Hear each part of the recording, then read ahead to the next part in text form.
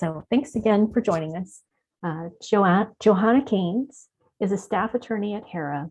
Johanna focuses on tenant advocacy and helps clients with matters related to housing discrimination, landlord disputes, habitability issues, fair debt collection, reporting, and financial abuse. Prior to joining HERA, she was a Bridge Fellow at the International Action Network for Gender Equity in Law, where she worked on research, policy, and advocacy for transformative gender justice.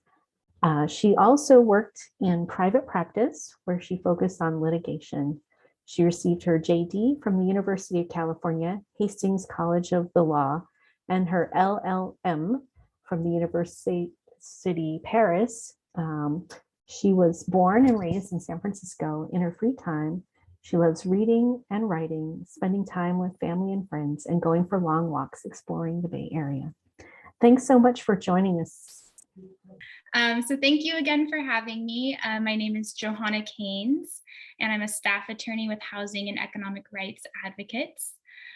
We've got a lot of information to cover, and I'm happy to take questions, but just a disclaimer that if you have more specific questions, we really advise you to call us at Housing and Economic Rights Advocates, because I won't be able to answer specific personal questions during this presentation.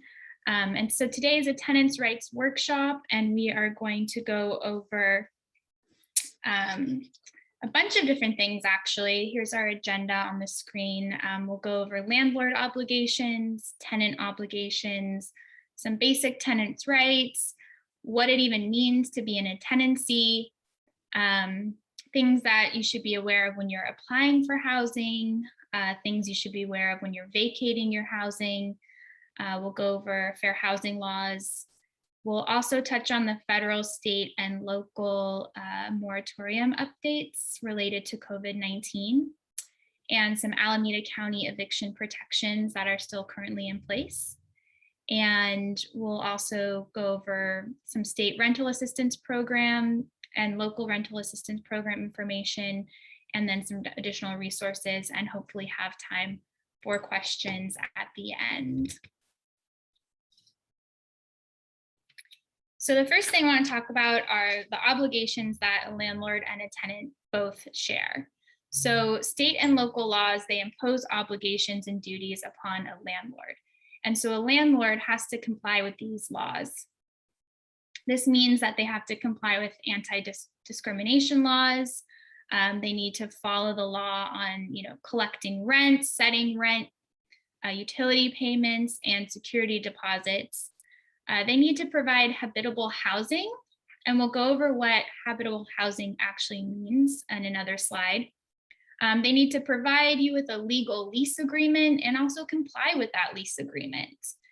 And then they also need to make, legally required disclosures. A landlord needs to respect a tenant's privacy. Once a tenant actually takes possession of the unit, they have, possession and control over that unit. So we'll go over a little bit later on in the presentation about the right of entry when a landlord can or cannot enter a unit. And then a landlord also has to follow state and local laws on ending a tenancy or evicting a tenant. And this is not an exhaustive list, but this is sort of the highlights on what obligations a landlord has to their tenants. Also just wanted to point out that retaliation against a tenant for exercising their legal right is not allowed.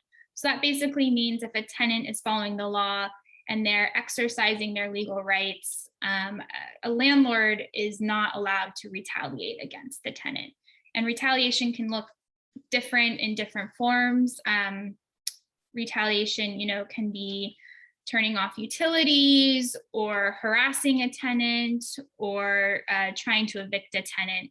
And a landlord is not allowed to do that. And a tenant may have damages from that as well. But landlords aren't the only people with an obligation. The tenants have obligations too. So these can include, paying rent on time, complying with all aspects of the lease agreement, keeping the unit clean and sanitary, properly using and operating fixtures. So this means properly using the stove or a fridge, and occupying the premise as it was designed or intended to be used. So basically that means, if you're renting a unit for housing, that you're not then turning it into like a commercial space, for example. So some basic rights, tenant rights in California include habitability, limitations on landlord entry into the unit, security deposits, right to certain notices, and some statewide good cause and rent control, which we will go over in detail.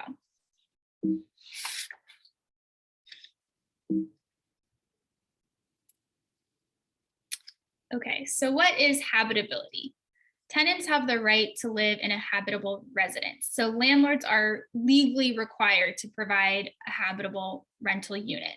And what does that even mean? Basically, it means that the unit is fit for human occupation. So that includes, a rental unit must be free from mold or lead, safe and intact structural elements such as walls, staircases, roofs, plumbing, electrical. Landlords must provide heating and hot and cold water, sanitary clean conditions, which includes free from pests and vermin. And also if it's a larger apartment complex, that common areas are also sanitary and clean, and that they take reasonable measures to prevent break-ins or criminal activity on a property. But that we often see that even though a tenant has these basic rights to habitability, landlords are often not providing habitable units, or they're not fixing habitable units or fixing habitability issues either properly or in a timely manner. So how do you fix these habitability issues? Well, the first thing that we always tell tenants is that you should document everything. We always encourage our tenants to communicate with their landlord in writing. So either that's sending letters via certified mail, documenting the different issues and requesting repairs, or in an email even, or a text message, just in writing with a time and date stamp. That way, if the issues persist, a tenant can rely on this documented request for repairs later on if they need to. Documenting everything also includes taking pictures and videos of the different issues that are happening. So maybe taking pictures of the broken window or the mold in the bathroom, and having just kind of everything there. And then, actually requesting repairs from the landlord, because sometimes the landlord might not know something is wrong unless a tenant brings the issue up with them. So if the landlord does not fix the issue after a tenant has requested repair, there are other options that a tenant can take. So what are these other options? Code enforcement, which is generally, a city or county agency that the tenant can call, and then code enforcement will come out, make an inspection, and if they find that the landlord is not complying with different health and safety codes or building codes, then they basically have a report and ask the landlord to fix it and give the landlord a certain amount of time to fix it. And if they don't, the landlord is subject to fines. We do encourage code enforcement because you can get a report from the code enforcement documenting these issues. And that is a great document to have later on if you need to, for example, go to small claims court for damages or to enforce the order. Another method we call repair and deduct. So this, this option is one that's a little bit more risky, because what it really means is you're going to repair the issue yourself and then deduct the cost of the repair from your rent. If you're going to do this, we do recommend that you notify your landlord in writing that you will be taking this option, and then that you keep all receipts, and you submit the copies of the receipts to your landlord when you next pay rent. The risk with this option is if you don't pay full rent, your landlord might take that as non-payment of rent. Another option that, again, is also a little risky is withholding rent until your landlord makes the repairs. Now, we don't often recommend this method because you have to withhold a percentage of your rent. You can't withhold your whole rent, and it's very hard to determine what percentage that actually should be. For example, if you're unable to use your bathroom and your bathroom is maybe 25% of your unit, you could say, oh, we'll withhold 25% of the rent, but it's very hard to determine what that is. And again, if you were going to take this option, we would recommend notifying your landlord ahead of time in writing. You can also go to small claims court for a repair order. Small claims court has the ability to enforce a repair order. So these are just some of the different options that you have. We do recommend that if you're experiencing habitability issues, you do speak with an attorney to see, which option is right for you in your situation. And depending on the extent of a habitability problem, a landlord may also be required to relocate a tenant and or pay for hotel costs while the unit is being repaired. So maybe that's relocating the tenant to another unit in the building, or paying for the hotel while the tenant stays there.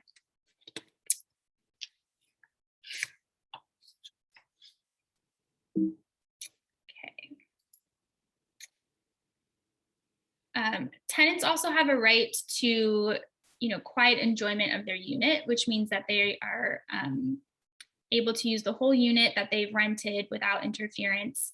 And that includes interference from a landlord. But a landlord, they have limited rights to enter your apartment. So in general, landlords must give reasonable notice and written notice to a tenant in order to enter the unit. And this is usually to make repairs or show the unit to a prospective renter, or even a pre-move out walkthrough. There's no set definition of what a reasonable time is, but generally it's accepted that 24 hours is reasonable notice. A landlord can only enter the unit without prior notice in certain situations. So this includes an emergency that requires the landlord to enter for like a flood or a fire, when a landlord obtains a court order permitting their entry to the unit, when the tenant has abandoned the unit, which means the tenant has left with no intent to return, or when the tenant consents to the entry. We also do like to tell our clients that excessive attempts by a landlord to enter the unit could indicate an underlying issue, such as harassment or retaliation, or even in some cases, discrimination. So it's always good for tenants to, ask their landlord, why are you entering the unit? Ask for the written notice in a reasonable time frame. And, if the landlord is making requests to enter the unit several times a year, that can be a red flag. One other point about limitations on landlord entry. One question that we've had recently is whether a landlord can show property during the pandemic. And the answer generally is yes, but county health departments might have guidelines for realtors in terms of how to do that safely. All right, so another tenant right is the right to return of a security deposit and rights surrounding their security deposit in general. So there are limitations on the amount of a security deposit a landlord is allowed to charge. So if it's an unfurnished unit, it's 2 times the amount of rent. If it's furnished, it's 3 times the amount of rent. Now, when a tenant is vacating the unit, they have a right to the return of their security deposit. So the landlord is allowed to make deductions to the security department, security deposit in certain cases. So when the damages to the unit go beyond normal wear and tear. What does normal wear and tear mean? Generally it's the unit, the tenant has made damages that wouldn't normally occur over the course of a year or 2 years, or however long they were in the apartment. They can also deduct, the cost to clean the unit to make it as clean as it was when the tenant moved in, or to cover any unpaid rent. The landlord must return either the full security deposit to the tenant or a portion of the security deposit to the tenant within 21 days after the tenant moves out. And if the landlord is keeping some of the security deposit, they actually have to send the tenant any remaining refund, a written letter explaining the deductions that they've taken, an itemized list of the deductions, and copies of the receipts, unless the repairs costed less than $126, or the tenant agrees that the landlord doesn't need to provide receipts. What we see often with our clients is that the tenant or the landlord is trying to keep either all of the security deposit or some of the security deposit, and they're not providing the tenants with the written letter explaining their deductions and an itemized list of deductions. And so we encourage our tenants to ask for this because they might be entitled to damages if the landlord does not comply with this section of the civil code. Another thing we see often is that the landlord isn't returning the security deposit within 21 days. So in those cases, there's double damages for the unlawful retention of the security deposit.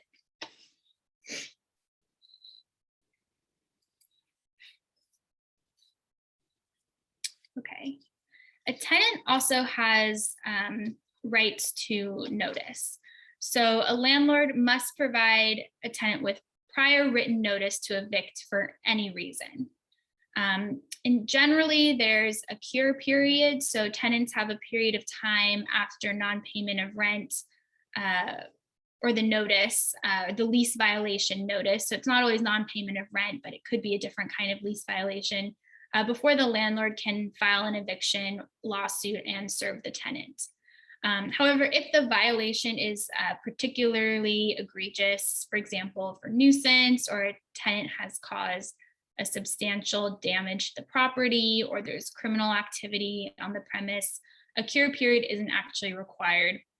And the tenant may actually be required to vacate the unit, typically within 3 days without the opportunity to fix the issue. Another written notice that's required is the notice of termination. So if a tenant has a month-to-month lease, and they've been living in the unit for at least 30 days, the landlord must provide the tenant with a 30 days written notice. If the tenant has been living in the unit for more than 1 year, a landlord must provide a tenant with a 60 days written notice. If the lease is for a fixed term, for example, a year-long lease, the landlord cannot actually terminate the lease without cause before the end of the term. And then at the end of the term, the lease will change to a month-to-month tenancy unless the landlord and the tenant agree to renew the initial lease term. And just because that a lease ends, it doesn't actually constitute just cause for eviction. And we'll go over just cause a little bit more in detail later.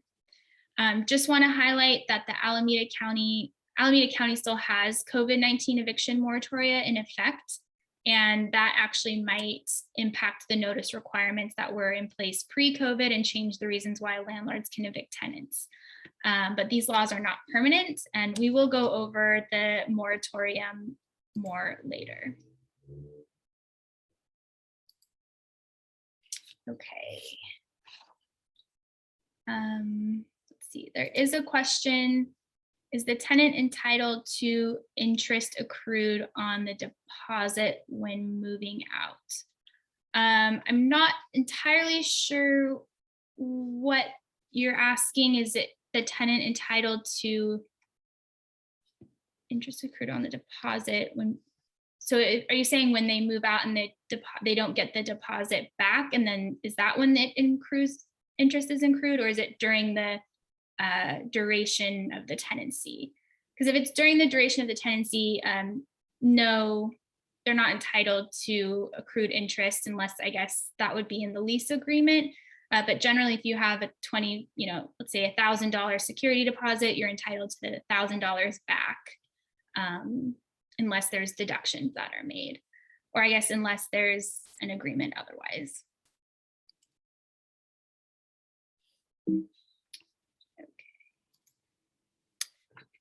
So now we'll go over good, just cause, and rent control. So, the cities can enact ordinances to protect tenants from displacement. And in Alameda County, some cities that have done so at differing levels, they're not all the same, are Berkeley, Emeryville, Hayward, Oakland, Alameda, Union City, and Fremont. Some of these look like rent review, mediation, and rent stabilization. That's one type of rent control. So some of the cities have this. Another might just be rent review or mediation services. Another protection is good or just cause, which means landlords can evict for only certain specified reasons. And another tenant right might be relocation payments. So that would be in certain circumstances, a landlord may be required to pay for the relocation expenses for 1 month if you must vacate for habitability problems that aren't caused by you.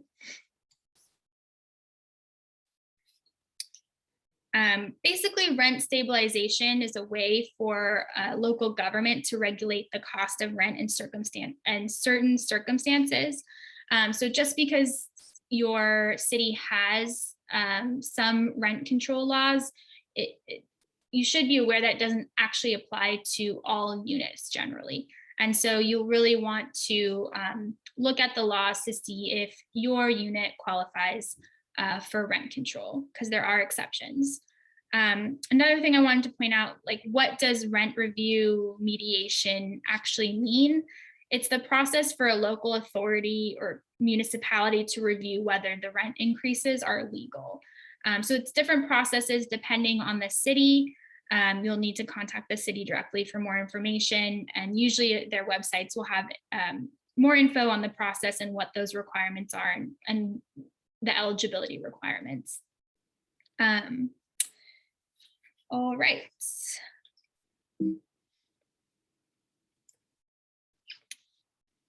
So another form of tenant protection actually comes from the state level, and this is AB 1482, the Tenant Protection Act, and basically establishes that in order for a tenant to be evicted, there has to be just cause. And what does that mean? There's two types of just cause. There's no fault just cause, which means that the tenant hasn't violated the lease in any way. But the owner wants to move in because, for example, the owner or their family member is going to move in, or they have the intent to demolish or substantially remodel the property. The landlord withdraws the unit from the rental market, which means they're no longer going to rent it out to anyone, or they have to withdraw the unit to comply with a court order related to habitability, for example. And in certain cases, a landlord may be required to pay for limited relocation assistance for the tenant. The other type of just cause is at fault just cause, which means the tenant has violated a material term of the lease or engaged in otherwise specified actions, for example, non-payment of rents, criminal activity on the premises, refusal to allow the landlord to enter lawfully, etc. But just so you know, the just cause provisions, again, do not apply to all tenants. There are exceptions to just cause. And so that's why it's, really important to go through the law or speak with an attorney to see, whether or not you as a tenant qualify for state or even local protections under just cause. So some exceptions to just cause might be, transient tourist hotels, housing in a nonprofit facility or religious facility or extended care facility, student dorms, duplex. If the unit was built in the last 15 years, it's new construction, or even a single family home that's not owned by a corporation, or when the tenant shares the unit with the landlord. So the other part of the AB 1482 is statewide rent control. So if this is a unit that is qualified under 1482, a landlord may raise the rent, but only by 5% plus the CPI, or by 10%, whichever is lower. So what does that mean? So 5% plus the CPI is the consumer price index, and that varies from year to year. So you actually have to go and look it up, or 10%, whichever is lower. So for example, in Oakland, 5% plus the CPI might be 8%. In Alameda, it might be 9%. Again, these are just examples. I'm not saying that that's actually what it is. You definitely will have to look it up, because it does change year by year. And currently, there are some limits to rent increases under the eviction moratorium in certain counties, certain cities in Alameda County. So you'll also want to look that up or speak with an attorney about that. And this rent cap will expire January 1st, 2030, which is in a while. Other things to note are that rent cannot be increased twice in a given 12-month period. So it's a yearly rent increase. And the landlord must provide proper rent increase notice to tenants. And so that, again, also can depend on what type of unit there is. Let's see some questions. Does this apply to in-law units as well? I'm hesitant to give a blanket yes, because again, it will depend on a couple different factors. You know, whether it's new construction, if it's a single family home with an in-law unit. So you definitely would want to speak with an attorney and share the circumstances of the building so that they can determine whether or not Tenant Protection Act applies.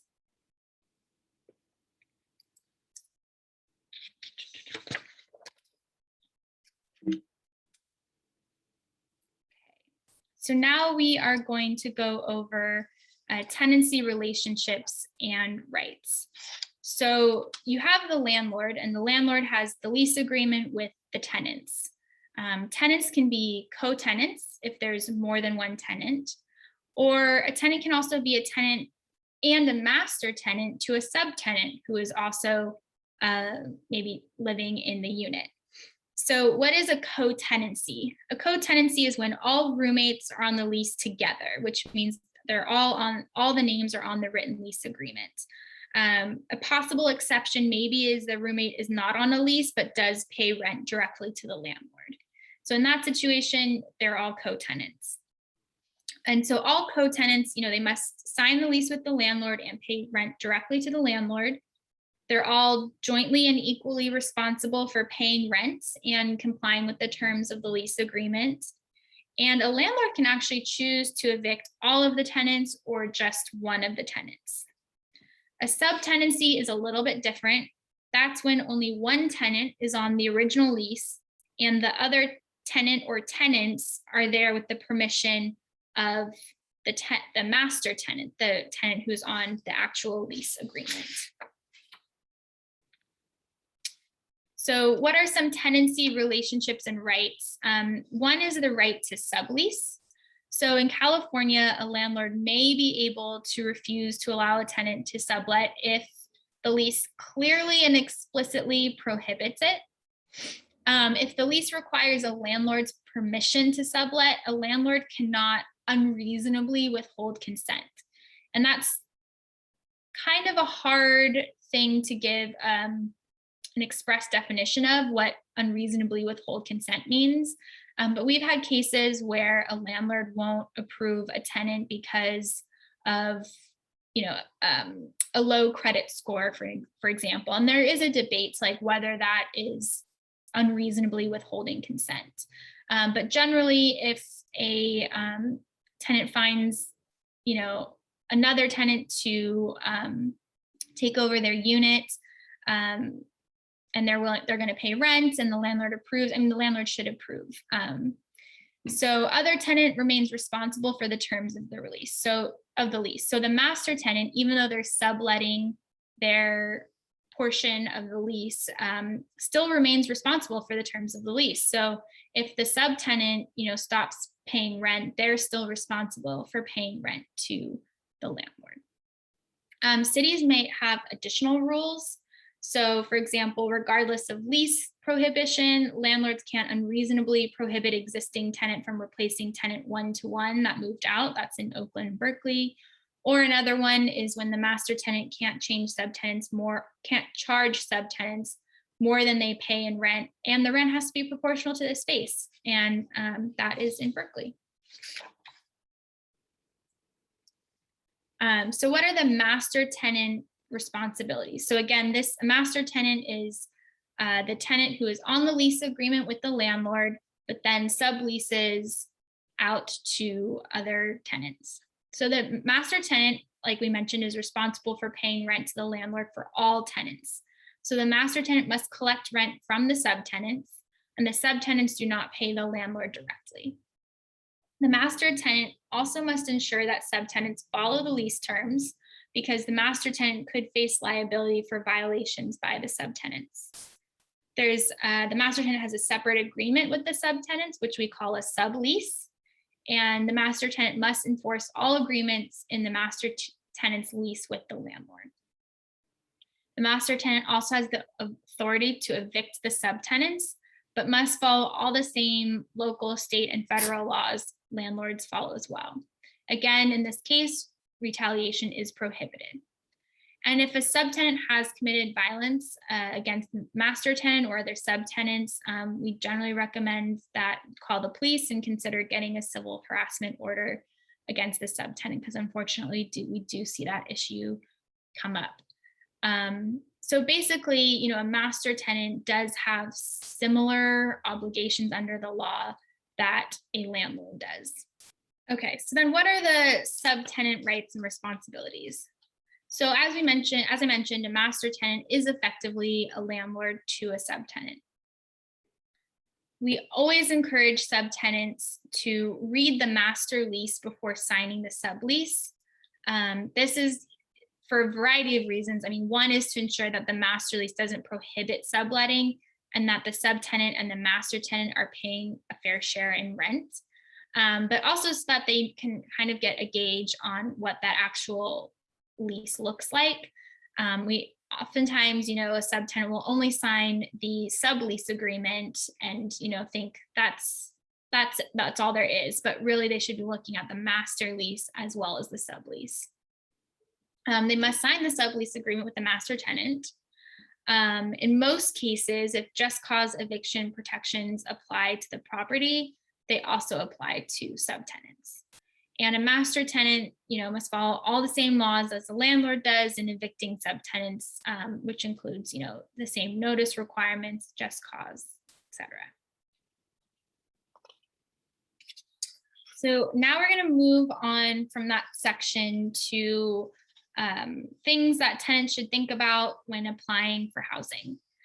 So the biggest one is to inspect a rental unit before you rent. And really, this is to make sure that what you're renting is a habitable unit, as we've talked about before, that it meets the health and safety code standards, that it's, safe unit, that there's no, unexpected damages to the unit. We definitely encourage tenants, once they sign the agreement, to do like a walkthrough with the landlord. And to document what the unit looked like at the time of renting. Because if you have, documentation that, hey, everything is clean when I rented it, there's no scratches on the floor, the stove and oven are in good shape. And then when you leave the rental unit, you do another walkthrough with the landlord, you could say, hey, look, everything's the same from when it was before. Or on the flip side, if you do the initial walkthrough and you notice, hey, there's a huge scrape in the hardwood floors, I didn't do that. Make a note, you can make a note of it. And then that way, when you move out, if the scrape is still there, the landlord can't say, oh, you caused this scrape to happen. So inspect a unit before you rent it. In terms of applications, applying for a unit, you'll see that landlords do and can charge application fees for when you're applying to a unit, but there's actually a limit on how much those fees can be. So a landlord cannot charge more than the price set under California law for the screening fee. And again, this number changes. So it's right now it's around $52 depending on the consumer price index, which does change. So if you really want to look into that, we have the civil code section there, and then you can look up the consumer price index and figure out, how much it is. Applicants have a right to copies of all reports that a landlord uses to determine whether or not they will accept their tenancy. So if a landlord denies your rental application and it's partially based on your credit or your screening or the screening report, the landlord actually must provide you with a letter stating that the denial is based partly or entirely on the credit or screening report.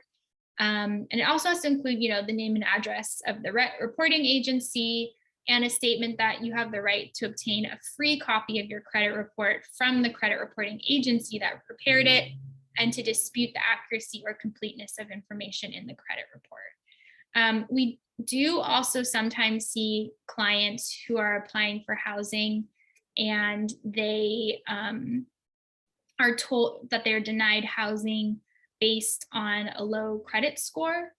And that is, one factor that a landlord can use, but we also do want to flag that sometimes it can be a pretextual basis for denial based on, discrimination or other factors. So it's good just to be aware and ask, if you're denied housing, you do have a right to ask, why. On the flip side, we do want to talk a little bit about vacating the unit too, because these issues come up often and tenants have rights and obligations when they're preparing to leave a unit. So you are supposed to give notice to your landlord in writing. And we have seen issues when clients, are talking to their landlord and it's verbally over the phone. They give notice and then, they move out, and then the landlord, tries to sue them for unpaid rent because they didn't give a written notice. So you definitely always want to give notice to your landlord in writing. We recommend sending it by mail, certified mail, so that way you have a tracking number or return receipt requested. So generally notice should be given for the same amount of time as there are days between rent payments. So if you're a month to month, then that would be 30 days notice. And then if you are on a fixed term lease, it might say in your lease agreement what the notice should be. Eviction. So a landlord must also give the tenant proper notice to vacate and comply with state and local laws. And we talked about that a little bit earlier. We do want to note, though, that tenants who are victims of crime, so this can include domestic violence, sexual assault, stalking, human trafficking, elder abuse, violent crime, they actually may be able to terminate their tenancy under a certain provision of the Civil Code, section 1946.7. And under this section, they basically can provide notice to terminate the tenancy, and the tenant should only be responsible for payment of rent for no more than 14 calendar days following the giving of notice. Under this section, the tenant is also released from any rental payment obligation without penalty. And so there are also more requirements under this section. The tenant has to provide with their notice a letter from a qualified professional or a police report or something like that describing the incidents. But really this section of the law is there to protect tenants who need to immediately vacate their unit. And not a lot of our clients know about this section. So it really, we really want to encourage people who are victims of crime to speak with an attorney and to make sure that they know about their rights under this section. Another issue in vacating the unit is housing and credit. So when can an eviction be reported on a credit report? So generally, it's only if the landlord gets a judgment within 60 days of filing the unlawful detainer or upon court order of the court. And so there is some COVID-19 protections in there. So an eviction cannot be reported on a credit report for non-payment of rent cases that occurred during the COVID-19 timeframe. So generally that's March 1st, 2020 through October 1st, 2021. But unpaid rent during COVID, it can be reported on a tenant's credit report, even if the eviction is not reported. So we really recommend that tenants respond if they get an unlawful detainer, summons, and complaint. If they're getting court papers, basically, to be evicted, that they respond, that they get legal help to respond, because if they don't respond and it becomes a default judgment, it can be very challenging to deal with those and can actually impact a tenant's ability to get housing later on. So, I know it can be scary and there's a lot of uncertainty around getting served with a summons and complaint court papers, but really, really encourage our tenants to get help and respond, because if they don't, the consequences can be lasting. Another thing that we really wanted to touch on today is fair housing laws, because tenants do have rights under fair housing laws. And so there are different types of fair housing laws. There's the Federal Fair Housing Act, there's California's Fair Employment and Housing Act, and the Unrest Civil Rights Act. And these all protect tenants from discrimination. And then under these laws, the tenants are protected from discrimination in the rental process and while they are tenants, so both. And so it's unlawful for a landlord, agent, broker, salesperson, or representative of a landlord to discriminate against a person because of the person's race, color, religion, sex, which actually does include pregnancy, medical conditions, gender, and perception of gender, which is really important. Sexual orientation, marital status, national origin, ancestry, family status, so whether or not a family has children or if they have children in the future, source of income, disability, a medical condition, or even age. So there's offers some pretty broad protections. Tenants with disabilities are entitled to make reasonable accommodations under the fair housing laws to their rental unit that are necessary for them to enjoy or to fully use and enjoy their unit. So what does that mean? Basically, that means if you're a tenant and you have disabilities, you should be entitled to a unit just as anyone else without disabilities is. You should be able to enjoy your unit and use your unit just as anyone without disabilities is, and you can have accommodations so that you can do so. So that might mean a wheelchair ramp, or shower bars, or certain doorbells, or fire alarms. It also can include other things like emotional support animals as well. So we often help clients with making reasonable accommodation requests under fair housing laws. And we generally advise clients to make these requests in writing. Again, everything should be in writing. Just in general, we encourage tenants to have all their communications with their landlords or property managers in writing, just so there's always a record of the communications. But making a reasonable accommodation request, make it in writing and save copies of your request. And landlords, have to comply with their reasonable accommodation unless it would cause them an undue burden. And that's a pretty broad definition there. So tenants should be able to get what they need under the law to enjoy their unit fully. One more point on the fair housing laws and protecting tenants from discrimination and kind of what that means. So that includes, whether there's a refusal to rent, denying housing accommodations, providing inferior housing, harassment in connection to housing, terminating a rental agreement, providing segregated housing accommodations, etc. Tenants are protected under these fair housing laws. Now, I do want to give an update regarding local eviction moratoria in relation to COVID-19. So I think a lot of people are aware that from March 2020 through September 2021, there were eviction moratoriums at the federal, state, and local levels, and they were passed in order to prevent the transmission of COVID-19. And what does a moratorium mean? It's a temporary ban of certain activities. So unfortunately, most of these protections have passed. However, in Alameda County and the city of Oakland's eviction moratorium are still in effect.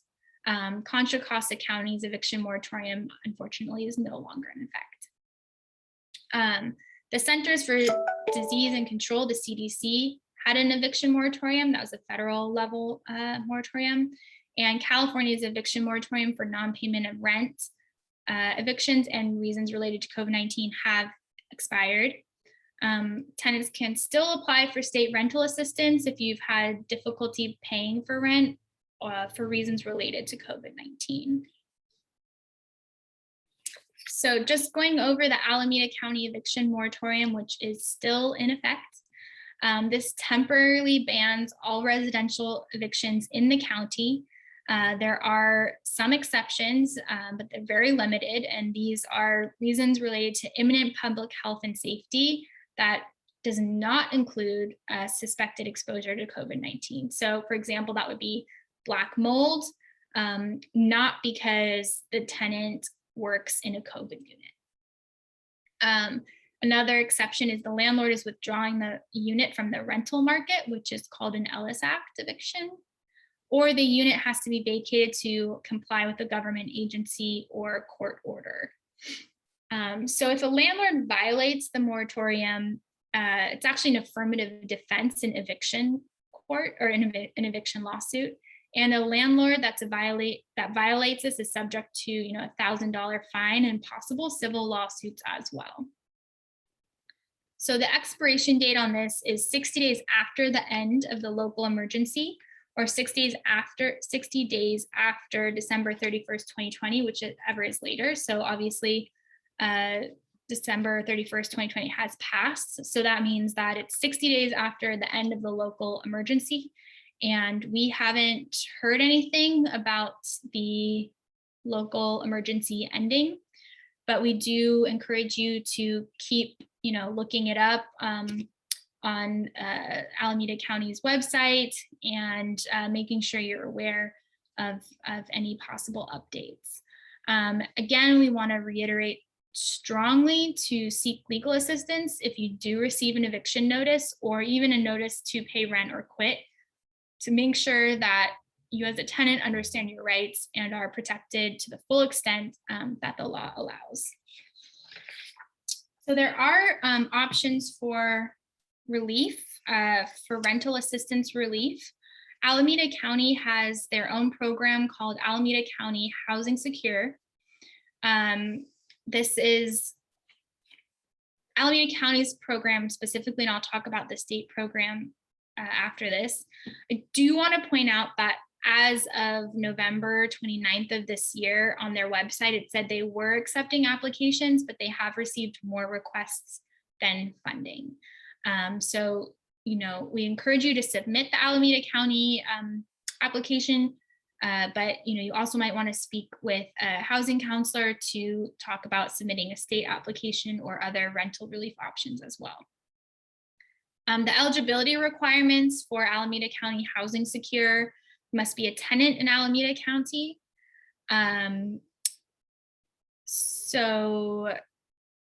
Must experience financial hardship, due to COVID-19. experiencing housing instability or risk of homelessness, such as past rent due or utility bills due, your low-income individual or household. And they do prioritize the applications based on need, severity of the COVID-19 impact, and any funding available. And so they do have to also provide specific documentation. So that is, a valid government issued identification, current lease or rental agreement, maybe documentation of COVID-19 related impact. So all of the documents that are required are listed on the website that is provided at the bottom of this slide. So there is also state financial assistance program. And so the state financial assistance program is through the Housing is Key, California COVID-19 rent relief. And so the statewide program prioritizes low-income tenants. And if you're an eligible tenant, you may be able to receive 100% of back rent owed beginning on March 1st, 2020. And so to qualify for assistance, one or more individuals in the household need to meet the following 3 criteria. So you have qualified for unemployment benefits or experienced a reduction in household income, incurred significant costs or experienced other financial hardship due directly or indirectly due to COVID-19, and be able to attest to this in writing. To be able to demonstrate housing instability, which may include a past due utility or rent notice or eviction notice, a risk of experiencing homelessness, unsafe or unhealthy living conditions, or any other evidence of that risk. And then the third is to have a household income that is not more than 80% of the area median income for the household. And the AMI calculator is built into the eligibility questionnaire. And so we have the links here for more information about the program and tenants eligibility. And just a few more points on this, how to apply for the state financial assistance program. Go to that state's application website. You can click your primary language, enter your address, and then you'll be able to, it will take you to the application screen, and then you'll be asked a series of questions to determine your eligibility. They do have assistance available if you need help completing the application, so you can call them and their phone number is there on the screen. They also have assistance in languages other than English.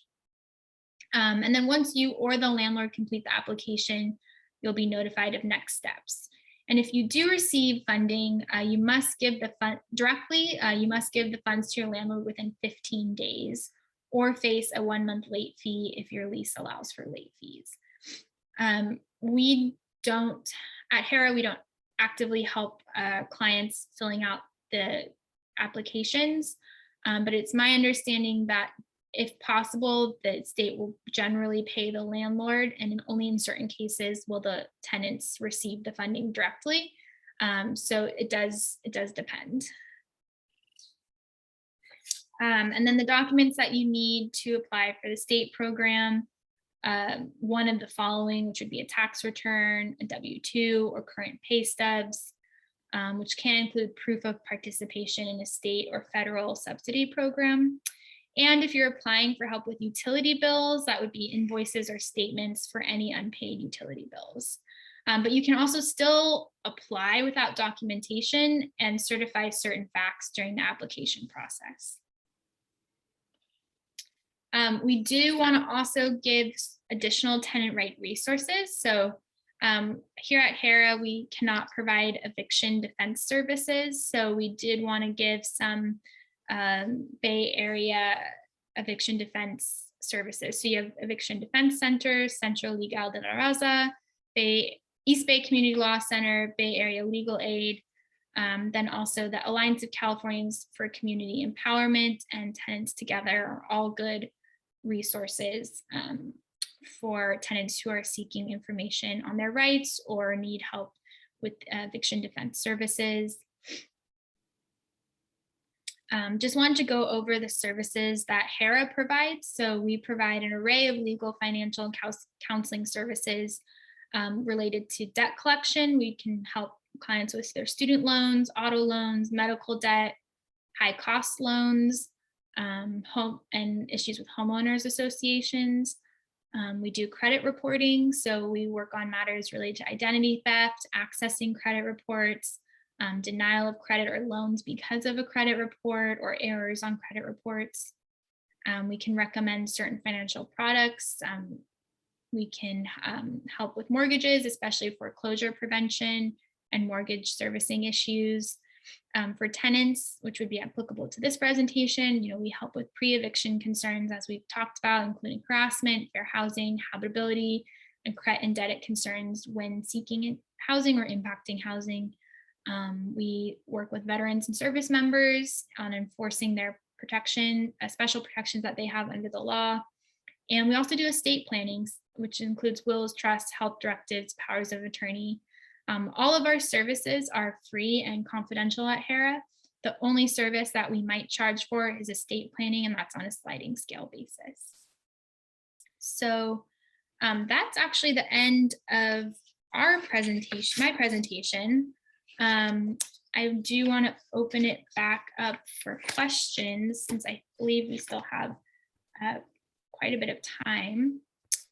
And if you want to raise your hand, we can also unmute your mic and you can ask the question that way as well. Either that or in the chat, just let us know. Okay, so I think that means that we are all set, that everyone, if you have a question, that you'll be contacting HERA directly, or you can email me and I can forward it on. And I'll be sharing out again the recording, and be sure to fill out your evaluation that I'll be sending out today. So I just wanted to thank Johanna so much for this great presentation. Really appreciate your time and your knowledge. That's a good question. Somebody asked if there's something similar to HERA in San Mateo County. So HERA actually is a nonprofit that does offer services statewide. So if you're a tenant in San Mateo County, definitely call us. If you're a tenant in Los Angeles County, definitely call us. This presentation was geared toward Alameda County residents, but HERA does offer our legal services statewide. That's great. We can also probably refer you to other orgs in San Mateo County as well if you need referrals.